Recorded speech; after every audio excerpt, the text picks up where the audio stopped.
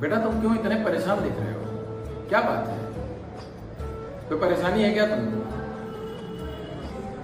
Yes sir मैं जब भी अकेला होता हूँ मैं बहुत ज़्यादा ओवर थिंकिंग करने लगता हूँ कि मैं जिनके बीच में हूँ वो मुझे हमेशा नीचा दिखाते रहते हैं। बोलते हैं क्या करोगे पढ़ लिख के, ना ही कोई मेरे को लक्ष्य पे ध्यान देने देते हैं और समझ नहीं आता कि मैं क्या करूँ, वो मेरे प्रति कैसा रहेंगे। बेटा जो तुमने प्रश्न किया है वो कोई नई बात नहीं है। तुम ही अकेले नहीं हो। इन संसार में बहुत तरह के लोग मिलेंगे और ज्यादातर वही लोग मिलेंगे जो तुम्हारे पैर खींचेंगे, तुमको परेशान करेंगे, हैरेस करेंगे। लेकिन ऐसा नहीं है कि तुम उनके प्रति दुर्भावना रखो। उनको समझाने की कोशिश करो और कोशिश ये करो कि कौन क्या करता है।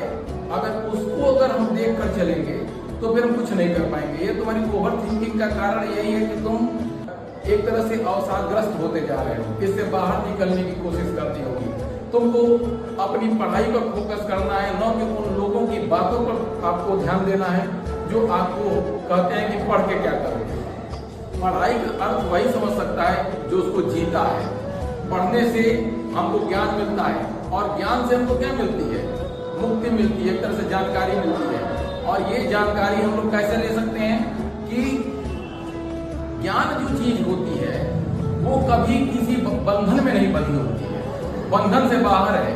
आप उन बंधनों में बंधे हुए हैं इसलिए इतना सोच रहे हैं, क्योंकि आप अपने आप को कभी भी अकेला मत समझिएगा।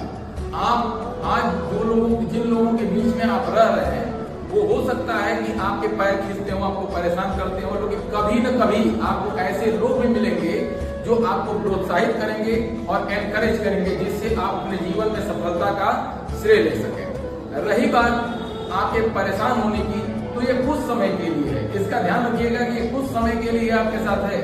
जिस दिन आप अपने ओवर थिंकिंग को कम करते हुए और अपने लक्ष्य की ओर ध्यान दे देंगे, उस दिन आपका लक्ष्य पूरा होगा और उसे कोई नहीं रोक सकता है।